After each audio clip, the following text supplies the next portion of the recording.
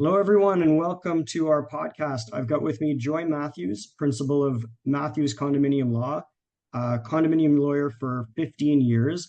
The other day I was walking past like my old ACMO textbooks on my bookshelf, and I just noticed the law book was like actually written by Joy, and I was like, oh wow, I hadn't made that connection. So I'm like, that's how long he's been doing this for, and how good he is at it. Um, Also very involved in the industry, has done a ton of seminars, is a karate master. So if you use him as your lawyer, he can also just physically, no, he can't do that.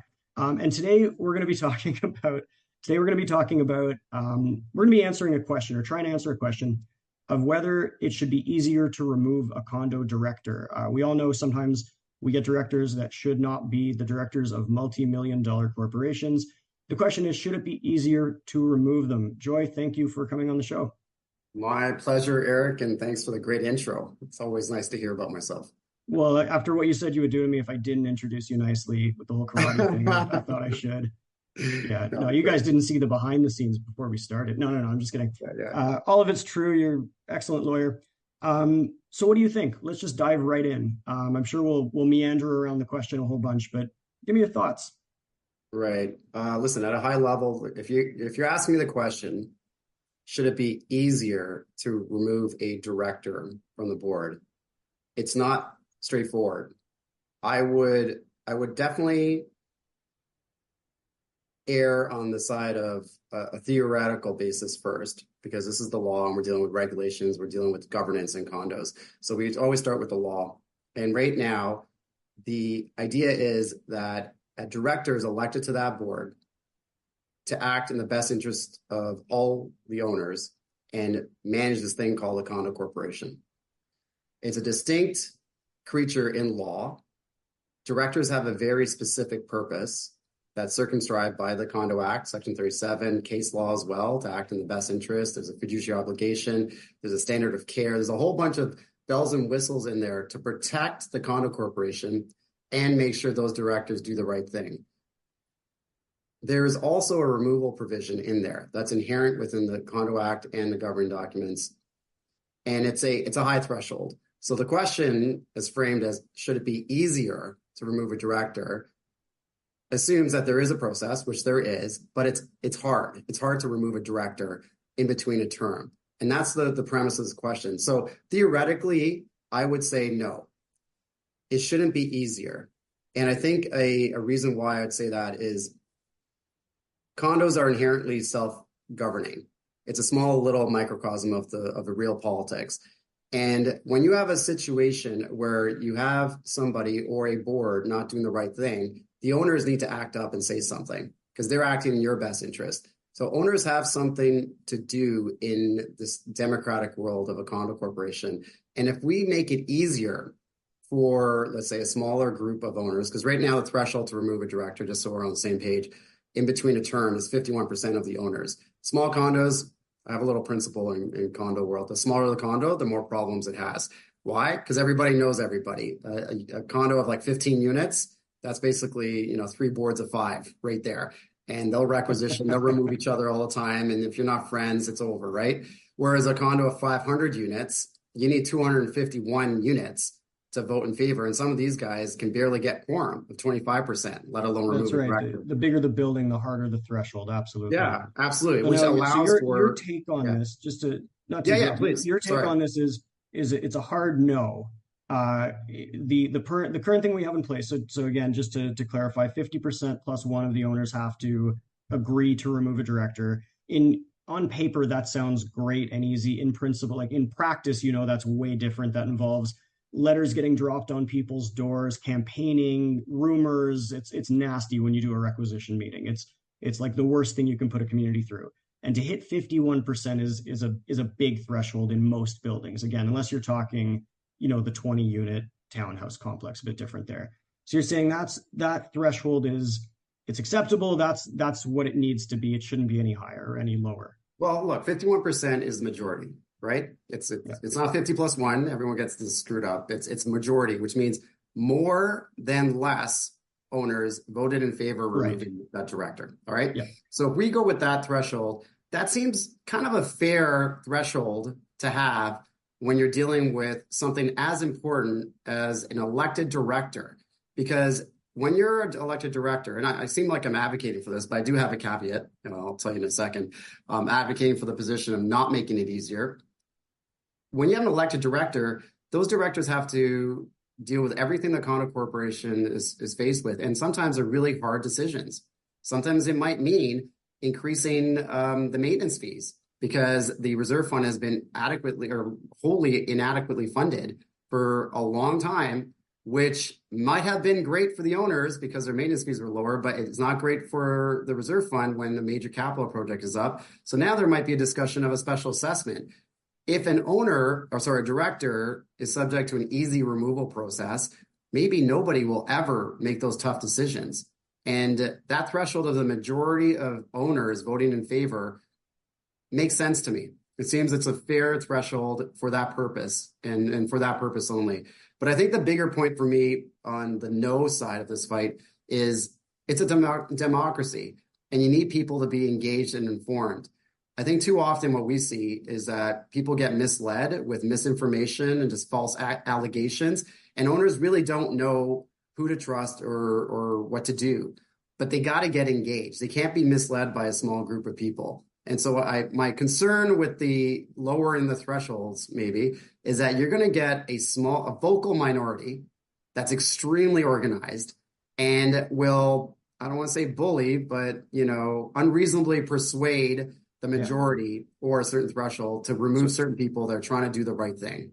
So I want to play devil's advocate here, and that's a really hard point to counter because you do get that in buildings. You get a group of motivated crackpots. I mean, motivated people who really have a beef with the building or whatever it is. And so a direct lowering of the threshold is probably something out of the question. You don't want to make it 25%, because you're right. You're going to get these situations where a group of owners who don't want to raise the fees, who don't, like the manager or the board member, who are, whatever the case is, can then just topple the regime right away. And this could keep happening. You could just get a cycle of knocking each other out, like you described in your smaller buildings.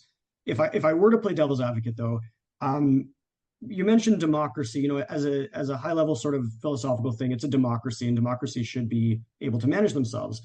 I got 2 points to that, and I'm sort of playing this part just for the interest of getting you riled up, but it's they're fair piss off points. a guy named Joy, by the way. We're the angry. Don't piss off a guy named Joy.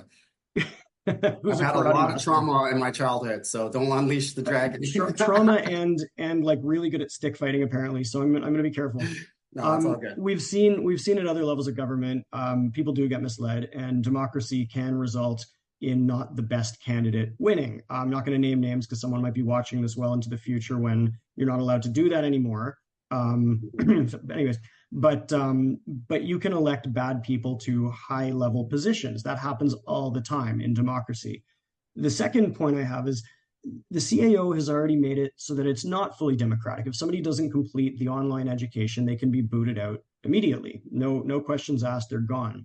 So if the CAO is willing to, and the CAO, for those listening, it's Condo Authority of Ontario, and they have the mandate to remove a director if that director doesn't complete the online training module in 6 months. So we're coming in now and we're saying the government or the government's agent can remove a director if they don't complete their training. But if the same person is a convicted felon who is doing all sorts of things against their code of ethics that they signed, as long as it's not against their bylaws, it's against their code of ethics, 51% to get rid of them, 50% to get rid of them. That's a high threshold, like you said, in a big building. You've got 400 units. That is next to impossible to get rid of somebody who shouldn't be on that board. Look, it's a good point that you bring up the deemed disqualification provisions, the CAO. Yeah, so we gotta go one step back for the history here. Previous to 2017, there was no mandatory director education requirement. There was only the minimum the Act provided. And let's also be clear, the law is the minimum. That does not mean a condo community can't change their governing bylaws. You can pass director qualification bylaws that increase the requirements. For example, a typical one would be a guy gets elected to the board but doesn't show up to any meetings. Yeah. So he's kind of there, but he's not there. He's not helping carry the load. So some bylaws will have it that if you miss more than 2 meetings in a row without an explanation, you're deemed disqualified. So again, the law is the minimum. And so previous to 2017, You had to only be over 18 and undischarged bankrupt and mentally capable in accordance with Substitute Decisions Act. And that's always the arguable point, but leave that aside. Yeah. The CAO got created in 2017 and increased that standard a little bit more by including the director's education program within 6 months of being elected. Now, there are serious arguments on both sides because at the same time, they instantiated a licensing process for all managers that's pretty robust and it's pretty clear. You can't even work in a condo providing management services unless you get licensed. And the license, there's like a 2-year process. They're trying to extend it. There's a whole bunch of stuff going on, Mr. President of ACMO, that you probably know about. But right now, they put so much pressure on managers. And I think the legislative intent was this. Managers make money. Condo boards are nonprofit corporations, and their elected representatives aren't supposed to make money off their job. So it should be an easier, it makes sense. It's an easier threshold to be a director. Because otherwise, no one would run for the down job. to the question still, no one would run, which is not true. Someone's always going to run.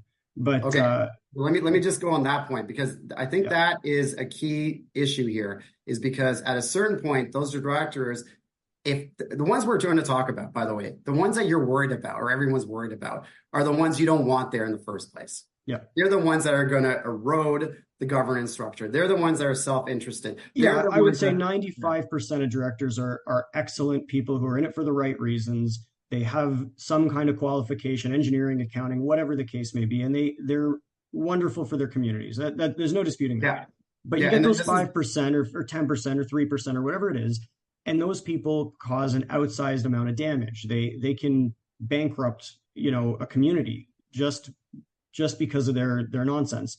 And those are the people we're talking about today. So philosophically, again, you would say, okay, you have your 3 things in the Condo Act that disqualify you. You could have bylaws, but the government's basically saying we can come in and we can remove a director for not completing a training module, but you can't remove a director for something much, much worse for the community. And there's something, I don't know, again, if I'm to play devil's advocate here, there's something a bit wrong about that, a great director who just, whatever, they're having some issue and they forgot the training, they're gone. No questions asked, they're out. Listen, I hear you, but at the same time, it's just in 6 months, you got to take a 2-hour course. If you can't do that, it's so boring. You're not committed, man. It's so boring. That's all I can say. I'm sorry. Like the deemed disqualification, usually it's inadvertent. They didn't realize 6 months came up. It's always they forgot. I agree. Yeah, exactly. So it's pretty aggressive. I get that. But it's just as aggressive if you had a bylaw that said you had to be a residing owner in the condo to run for the board. So you're automatically ineligible to run for the board. This is just a condition. And yet I've seen cases where people are disqualified based on their bylaws and refuse to step down, and it goes to a requisition. Well, there's arguments there, especially if you live in your unit or not. That's always a tricky one as well, too. Okay, well, the definition of living in your you're renting in for your daughter. You come by, play in the party room. Is that considered living in your unit and stuff? So all that said, it's the minimum standard. It's less onerous than the managers. But let me give you an example. And I got to be careful what I say because I'm somewhat directly involved with this case after the fact. But no names, no locations. No names, but people can probably look it up pretty quickly. Yeah. Obviously, licensed managers are now licensed, and CMRAO is administering all of that. There's a case that was the first prosecuted trial of a manager, in quotes, and the person was convicted on all counts for not complying with the licensing regime. Why? Because of a gray area and confusion with respect to when a manager acting as a manager for a condo is also a director of that corporation. And where do the lines fall into play here? And I'll fast forward the history here, but it's from 2019. It went on for a while. CMRAO investigated several times over several years, issued several search warrants on this individual and that person's company, issued orders that were not complied with, issued more orders, finally brought it to a trial, and the decision came out in January 2023. And the question was, the argument from this manager was that that person was self-managed, managing their condo. That person was a director, then incorporated a company that the board hired to manage. Now, that person basically was wearing multiple hats, the director hat, the manager hat, and incorrectly argued that they could be both a manager making money, providing management services, while also being a director of a nonprofit corporation. And CMRO was very clear on that issue. No, you cannot provide condominium management services as defined CMS while being a director, because now you're getting compensation, so you're not exempt. It's remuneration bylaws and all sorts of that kind of so thing. That has to be disclosed to the owners. Now, you would say since 2019, the CMRO has been investigating a person. What happened to the owners? Why didn't they do something? Why didn't they remove this director doing the provisions I just mentioned that you can do it? It's democracy. Owners get engaged. Guess what? They did. But the condo was so huge, and that person had control of the books. So in a sense, most people could be in arrears. You can never remove it. So it took a long time. And we're talking a long time, years. So when I want to say... And let me ask you, what's the state of that building now after years of that happening? Like, how are they doing? They are working through challenging times, but very lawyerly way of saying they're not doing great, I assume. And I don't know the case, but I'm going to assume they're not doing fantastic after years of having that type of management. There are negative consequences to poor management. Management increases property values. Good management increases property values. Bad management and rogue directors who undermine the integrity of the democratic system also destroy property values as well. So, we all want to have a nice community. Everybody wants flowers in the front of their condo, and that's a, quote, pretty building. But really, the ugly parts inside the building matter more.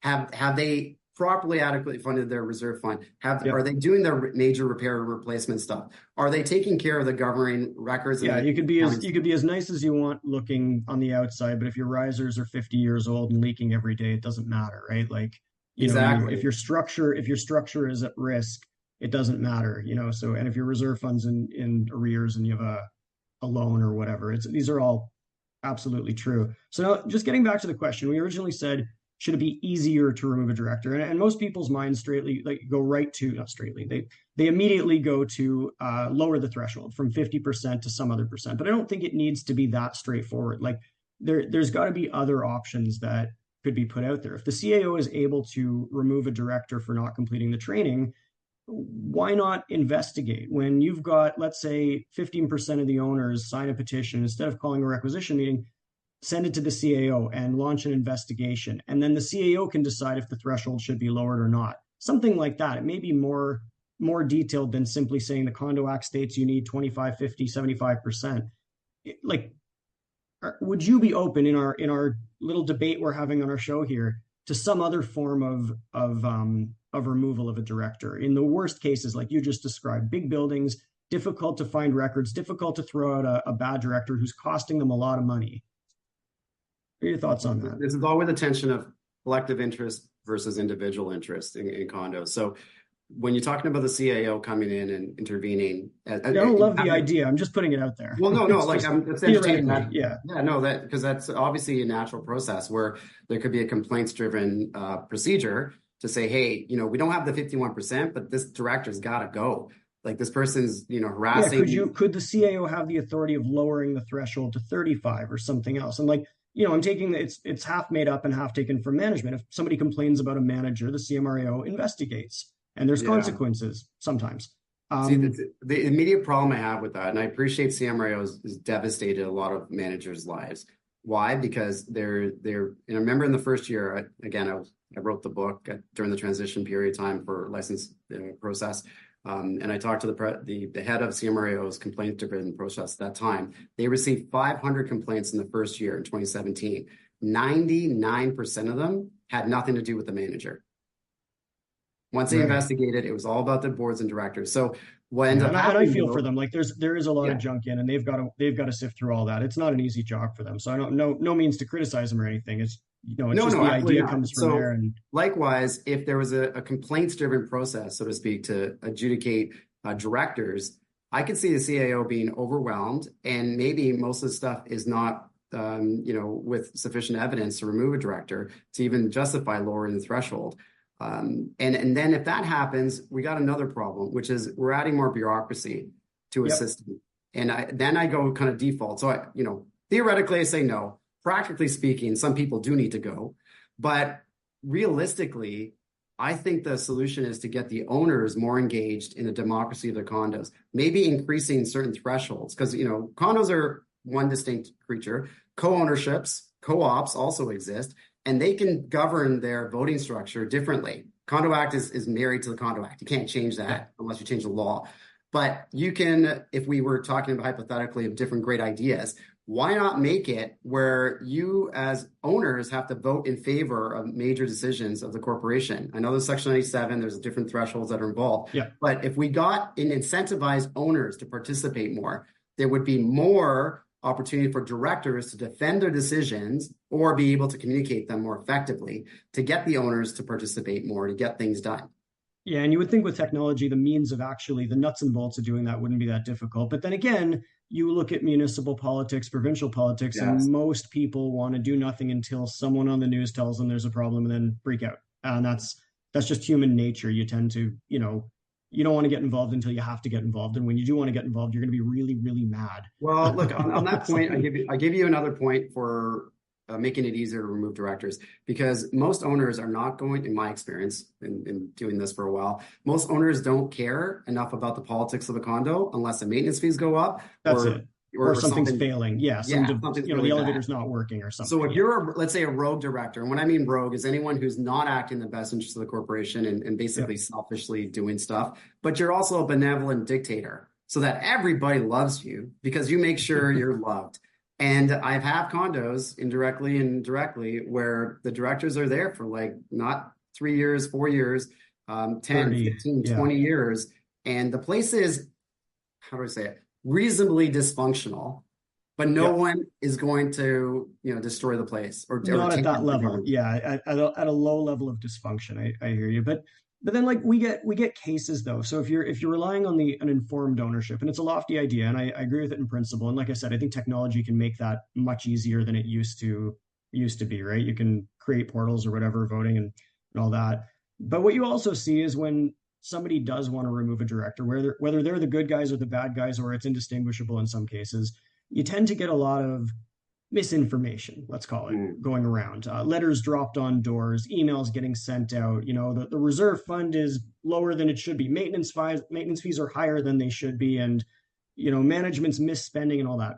So who do you believe, right? It's very easy for people in condos and other levels of politics to just lie to get the votes they want and to achieve the means and the ends that they want.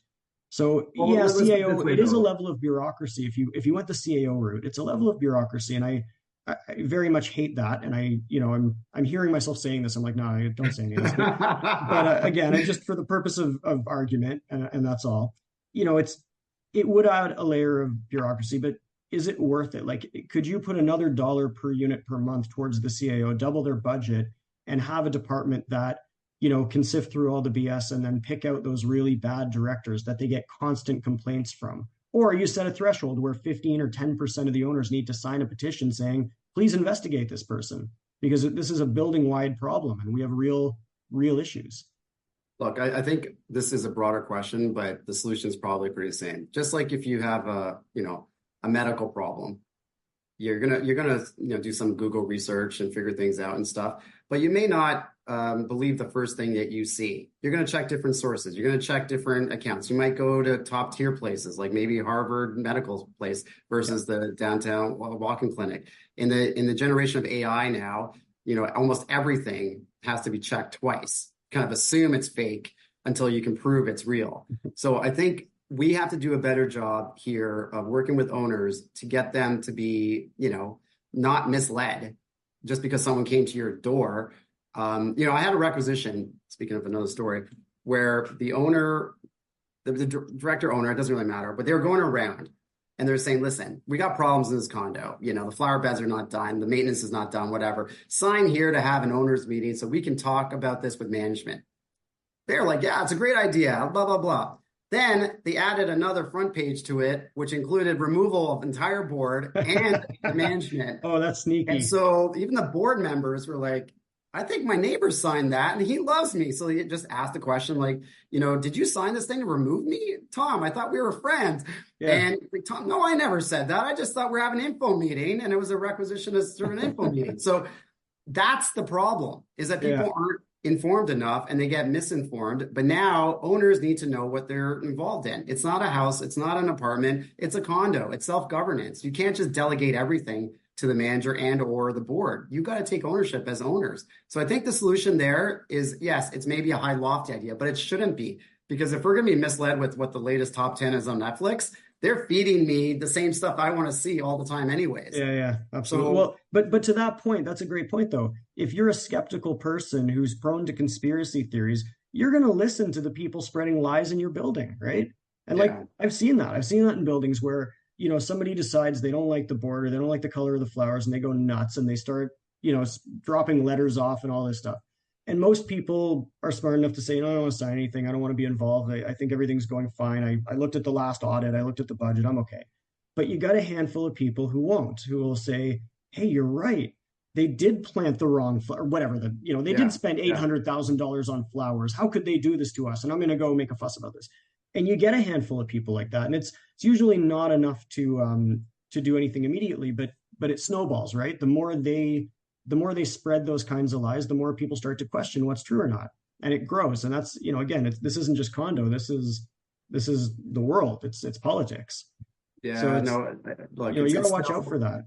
yeah, no, like I just think it's democracy at its best. We have more voter turnout than most, public, Oh, elections. much. Yeah. No, Yeah. our voter turnout is way higher than you see at any other level of And government. this is That's why I all. love actually condo law, I'll be honest, because it mixes property and people, and it's inherently personal because you're living there or renting there, and so every decision the board makes tangibly affects you if you're paying Yeah, it's attention. politics. It's politics at the most personal level, basically. Like Yes, it's yes, the everyday affecting you politics. It's literally your neighbor. Like if you speak up against the condo board president, you got to see him in the elevator next day. Like yeah.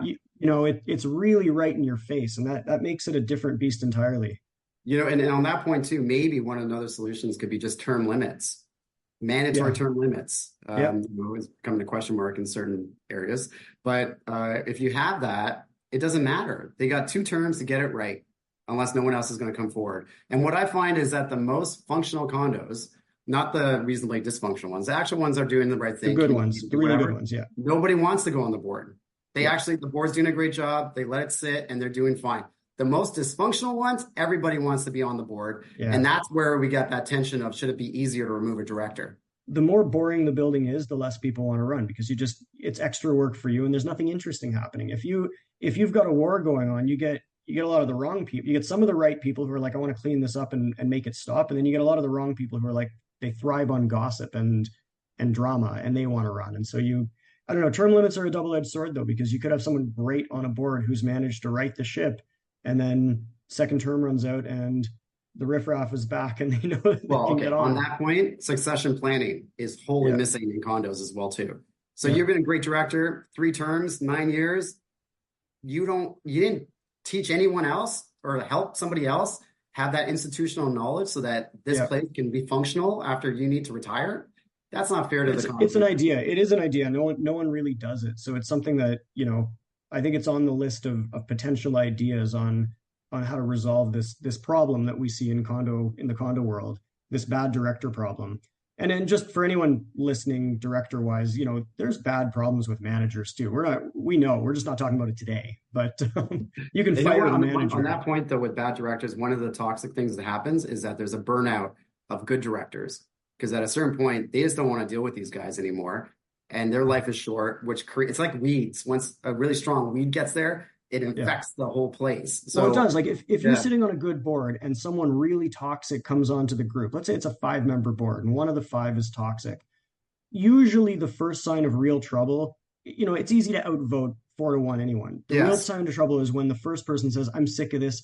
I can't stand John anymore. He's been, I don't want to see him in the elevator. He's been talking to, people are asking my wife questions in the hallway. I don't want to deal with this. I resign. And that's when you know you have a real problem, because the next domino is about to fall and the one after that. And all of a sudden, this really well-run building, really, really well-run board is now at risk of John and his buddies taking over, and you don't know what's going to happen at that point because these guys are those people. They're usually ill-informed when you and say they those thrive on people, drama. they're not focused. They're not in the best interest of the interest condo. of Yeah, if you want to corporation. put this in legal sort of parlance, they're not operating in the best interest of the condo. Now you can attribute any type of characteristics to these people. A lot of them thrive on drama. They don't like to educate themselves on what's going on. They use their gut instinct to make most decisions instead of logic or numbers. There's a lot of things that represent bad directors. We could go on, but I think you said it best. They're people that they're not acting in the best interest of the condo, or they might be trying to, but their actions aren't leading to that. And so they're causing damage. Look, we've gone kind of teeter-totter here. I started with no, then I was like, well, practically yes, we should be able to lower. Well, I think I said at the beginning, we're going to be no. Yeah, because if you got a good director who's making tough decisions, the last thing you want is have them fear the vocal minority and then just get lost. You want them to do the hard work. Yeah. So we've burned through a half an hour super quick there. I'm gonna end this off I could keep going for like another 2 hours on this. I don't even know if it matters which side of the debate I'm on. It's just fun debating it. Do you have any tips for managers who are dealing with, a toxic director they can't get rid of? Yeah, well, first, they shouldn't be getting rid of them. That's the ownership again. But that being said, they got to be able to communicate their concerns, and the hierarchy works as follows. Look, I have a zero tolerance policy of harassment managers on site. You guys are the most easy victims in this condo world. First step is your management company. You need a supportive work environment that supports you while you're on site. Second, 100%. When you're on site, the board is ultimately your employer de facto from the Employment Standards Act. So if you are not, enjoying your workplace, and since you're reasonably not interfered with, then we got a problem. And you don't deserve that. The burnout rate for managers is through the roof, the stress level since 2017 with the licensing. So if you got a one director who's a problem, you got to start talking, and I understand the politics of the contract. You don't want to disrupt the boat so much that you lose. Well, you got to have your management company behind you no matter what. You have to. It's like it's a call out to management companies to raise the standard for your guys on the front level. But then beyond that, some techniques would be the other directors got to step up. If they know a director is like in the office all the time or inundating emails and forcing the manager to respond at all hours, they got to step up and say, listen, buddy, that's enough. We got a good manager, leave him or her alone, or switch it so there's only one designated rep of that board that gets to interact with management, and it's not that person. It's not that person, except that person always wants to be that person, and they'll fight to have that exactly position. So you got to be careful if you're creating the liaison officer position that it doesn't backfire later. But oh no, it cannot be that person. It's specifically bylaw says it can't be Dave. No, yeah, exactly. But there are measures, but then get the condo lawyer involved, and when I come in, I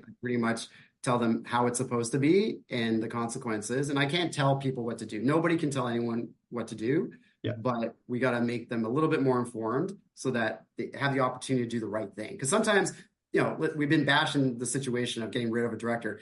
They may not know what they're doing is wrong, that they're harassing somebody. They may reasonably feel they're acting in the best interest of the condo. Or what's even scarier? In some cases, they're the good guy. And the board, the management are sending the condo in a bad direction. And you've got one obnoxious, loudmouth jerk who's right.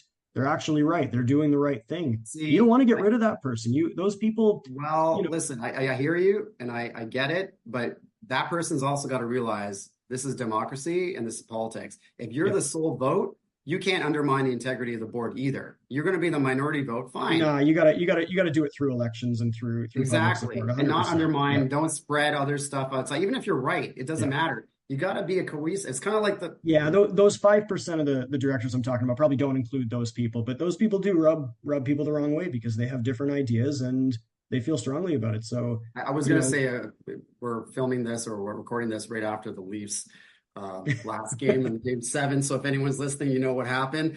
For future viewers, we lost. Big surprise, but go on. But either way, they have to work as a team. Otherwise, ain't gonna work. And a condo board's exactly the same way. You can't have passengers on the bus. They all got to be driving in a certain direction and work together. So they all got to be going in the same direction. Both sides of this fight.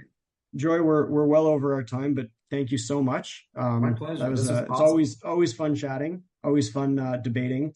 I'm hoping at the next condo conference we can make one of these debates live and do this in front of lots of people, but we will see. So thank you again, and take care. My pleasure. Thanks, Eric.